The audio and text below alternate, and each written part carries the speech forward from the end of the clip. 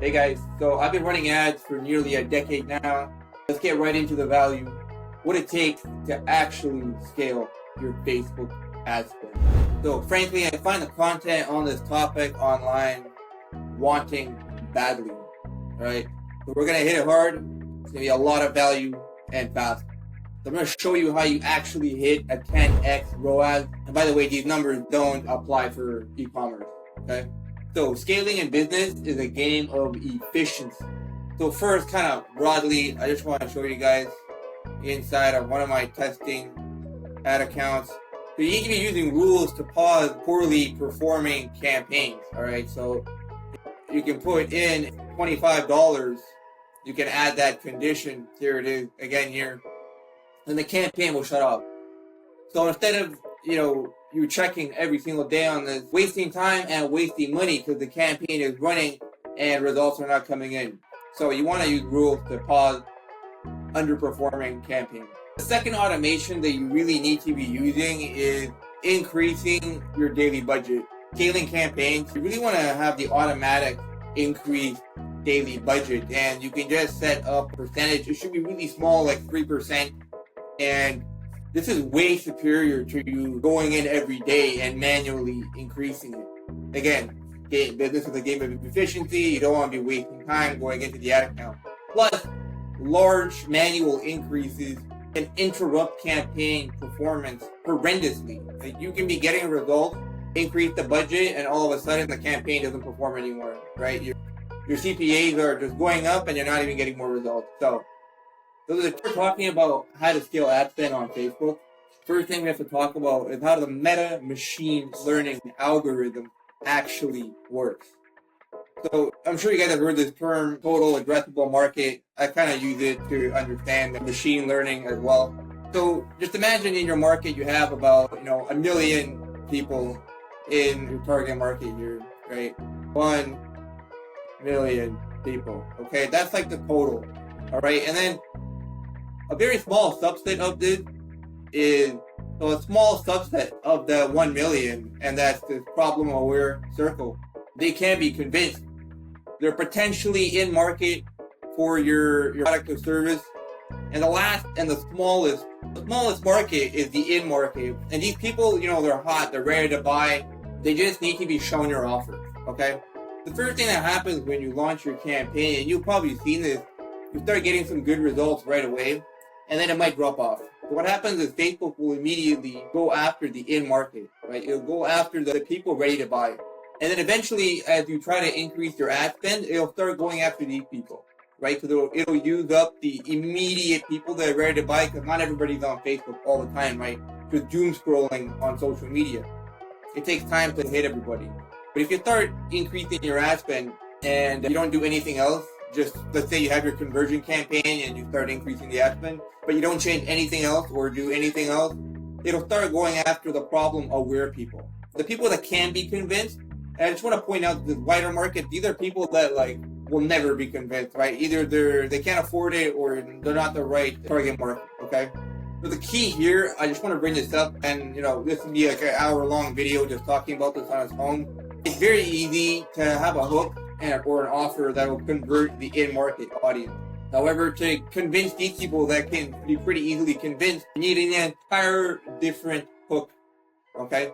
So you're going to have to be testing hooks to convince the problem-aware people, the people that can be convinced. And until you finally crack that, you won't really be able to scale. And maybe your initial hook, the one that you came up with, actually is hitting these people well, but this is a very common problem that I've seen across myself and our clients.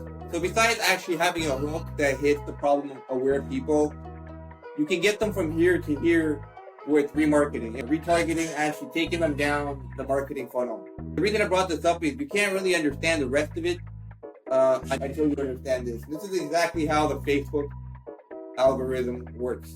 So in terms of scaling ad spend, really, yes, I know, kind of cliche, we have the marketing funnel right here, but there's a reason why everybody always talks about it.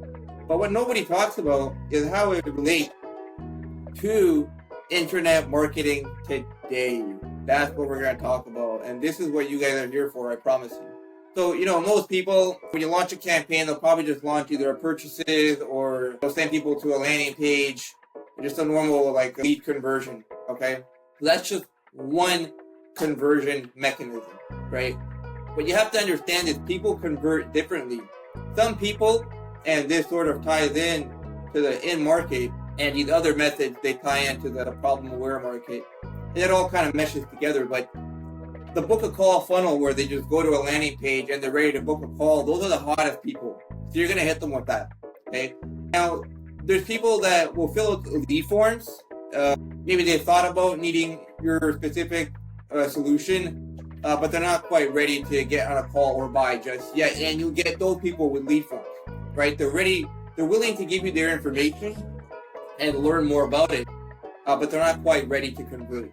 So by using different conversion mechanisms, you hit wider parts of the market, and you'll have different campaigns for different things, for different conversion mechanisms, and that way you'll be able to hit a larger audience and more ad spend, right?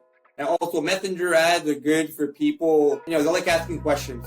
They want to know now, right? They don't want to find out later more information about your solution. They want to know now. So they'll reach out with messenger ads, and that's a great way to educate people. And let me tell you, messenger ads right now are hot, guys. They're really hot. If you're using appointment setters with messenger ads and you have the right offer or the right solution, that can rip. So if you're looking to scale fast, you really need to be using all these conversion mechanisms, or whichever one that fit best for your vertical. And there's a little insider tip. You can't actually use purchases for lead generation. You just select the purchase conversion, and you just have a form on your website and optimize for that. And this is actually a way to hit another market, right? So it's kind of like hacking the algorithm. I don't want to get into it right now too much because you could talk about an hour for that on its own as well. But just understand that you can do that. Let's say you've exhausted a book a call funnel optimizing for scheduled appointments. You can try this as well. So what I want to point out is any one of these conversion campaigns, and this is basically all prospecting, right? Because Facebook is so powerful, they've given us this awesome sort of alien technology. That's what you can think of it as, this machine learning monster, that you can actually get results from these basic prospecting campaigns. But not everybody will convert, right? Some of them will land on your page, they'll watch your content, whatever. And keep in mind, your brand is out there, your brand is building. Say that they land on your page and they don't book, or they fill out a lead form, or they messaged you, they came in contact with your brand, right? They didn't convert, right? So they didn't land here, but they are somewhere here, right? So anybody that didn't convert is now in your funnel. You have to remember that, and they need to be retargeted. If you're not doing remarketing or retargeting, then you're just wasting money. And this is how you really juice that ROAS and get that 10x ROAS. So the first sort of technical thing that I want to point out that I rarely see people do correctly is anybody that lands on your website needs to be excluded from these campaigns, right? Your lead campaigns, your lead forms. Anyone that landed on your website needs to be excluded because these are technically just prospecting campaigns that do actually get results still. So you really, and it should only be like a 30 to 60 day period excluded. So you make an exclusion audience. I don't want to get into the ad manager right now to go over that, but when you go into the ads manager, you can see how you can exclude certain audiences. That's what you're doing. You're excluding anyone that landed on your page or interacted with your brand from these campaigns. They need to be retargeted or remarketed now. So that audience that you're excluding from these campaigns, you're using these campaigns to hit them with a different offer. So they've already been hit with your offer. They don't want to see that again. They need to be warmed up now and taught, right? That's the key here. So if you don't do this, you're just wasting money. I want to point out that to actually do retargeting campaign effectively, you need a whole different offer. You need a whole strategy, a whole different campaign. In fact, it takes way more work and creative energy to think of an actual robust marketing campaign in terms of retargeting. All right, something to keep in mind. People spend all their time on this, and then they sort of slap something together for this part of it, and never hit that 10x ROAS. The display network on Google Ads, I don't know if you ever tried it, I don't know what you heard about it, but typically if you use it for prospecting, like if you're just hitting your overall audience and just hitting everybody, it's not going to work well. There's so many bot farms out there just clicking on all the, you know when you're on a website and you see those ads on the side or at the top in the banner, those are display network ads. And you've clicked on them, you've just wasted people's ad spend. I'm sure you've done it. You know who you are. I do it all the time. But if you use the display network where you capture people that have been to your site with Google Tag Manager and then hit them with your retargeting campaigns, your retargeting offers, that can work really, really, really well. And it costs very little money. And these people, because guys, I'm telling you, this marketing funnel, it actually works. And if someone is here and they just saw your ad or they interacted with your brand online, and then you hit them with the right messaging, they're very likely to convert. And that's how you get, again, that even Google said this is true, right? So consumers need 7 hours of content, 11 touch points, and 4 different locations of seeing you before they make a purchase. So the fact that you're using the display network is going to help you hit this rule, right? Now they saw you on random websites. Now keep this in mind how powerful this is, right? You're basically hitting them anywhere, anytime they're online. If they're on Facebook, they're seeing your ads. If they're on a website, they're seeing your ads. If they're on YouTube, they're seeing your ads. They're seeing your content. They're getting emails from you. Boom. You hit all the rules. You hit all the thresholds for this rule. It's very important to do that. Now, this might seem like kind of daunting and a lot of work. I just want to add that the display network is actually pretty easy. And you don't need to spend much money. I use this framework along with this. And you could be just spending $250 a month. $250 a month on the display network and easily hit, I've seen a 15x ROAS off display network if you have the right offer and you're in the right industry, okay? So not spending much money, but having it there is very important. And I want to outline something called, I like to call pockets, audience pockets, okay? So depending on how they've interacted with your brand online, you need a different remarketing campaign. And this is when you like spending a lot of money when your monthly ad spend is like $50,000, okay? Or less, if it's $20,000, I would definitely be using this still. If they saw a certain ad, then there's a pocket here where you would hit them with like a testimonial or a different kind of direct offer, okay? Or, if they saw this certain page on your website, or they filled out a form but they didn't book a call, and you're going to hit them with a different kind of ad, right? So they're all pockets depending on how they've interacted with your brand, and you go really granular with your retargeting, right? It's like very in-depth stuff.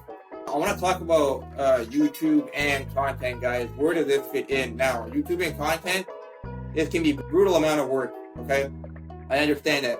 I want to reiterate, if they interacted with your brand, landed on your website, watched a certain video, and you made a custom audience off of it, how do you get that infinite ROAS now, and you boost your overall ad spend ROAS?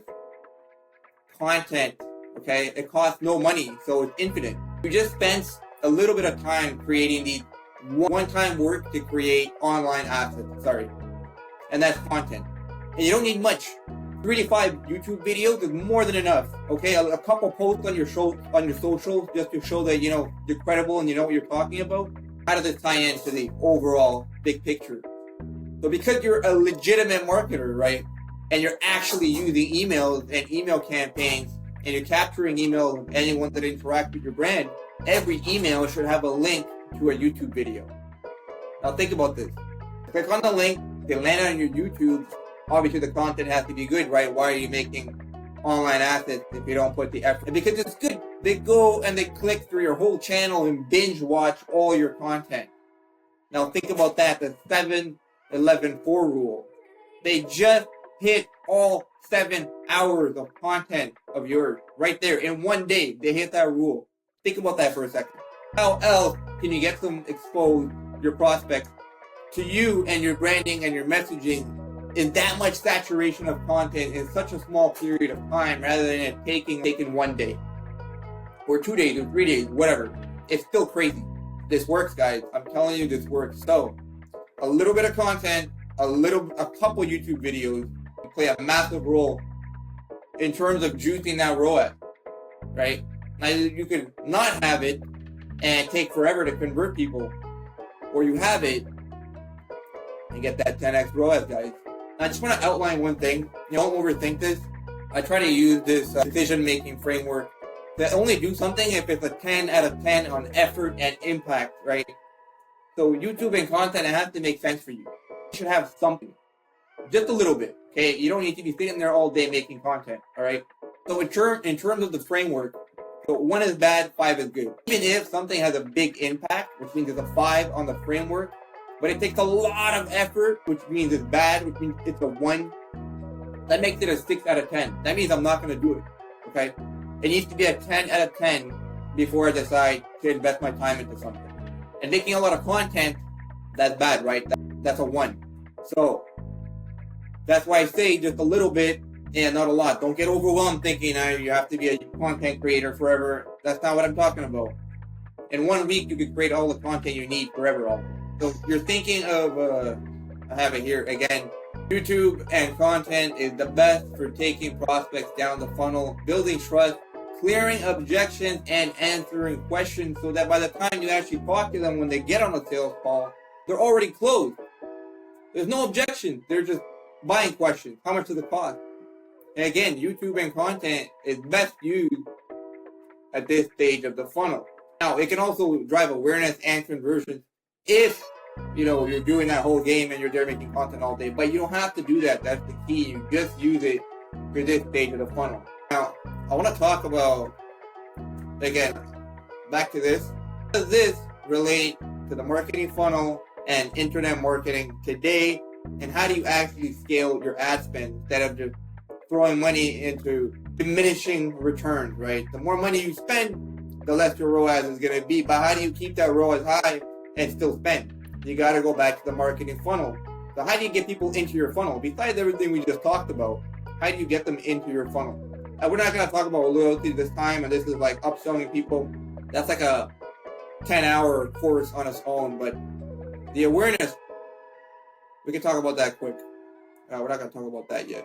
So I'm sure you guys have seen that these days you're having a broad audience selection for your conversion campaigns. It works because you're letting the Facebook machine learning work for you to find you the people that are most likely to convert. So you can use broad targeting there. However, you know how they have all those campaign options, awareness, engagement, and all that? That stuff also works, believe me. And it is literally for the top of the funnel. So how do you make that work? Something like this. And this ties into the overall targeting game as well that I've been talking about. Now, I just want to outline that here you really need to specify the audience. So if you're going after dentists, for example, you want to actually put in the audience interest targeting dentists, right? And it's not going to be a big audience, and that's fine. You want to hit everybody that isn't ready to convert now. And this again ties into this, problem aware area. That's how you get these people into here, right?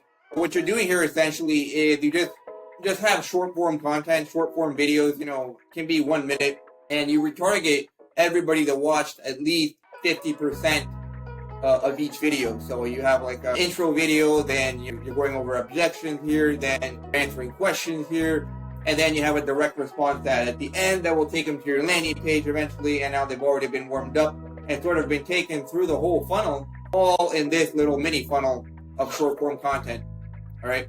The last thing I want to talk about, I just realized how long this video has been, and I wanted it to be way less long than this, is the tags, guys, optimization. If you're not optimizing properly and you're not allocating your funds, ad spend in the correct way, then again, you're wasting money and you're not getting that 10x ROAS. They're called UTM tags, okay? You put the tag here, let me put it like this. Let's say you get a call book and someone actually becomes a client. How do you know which ad it actually came from? You don't, right?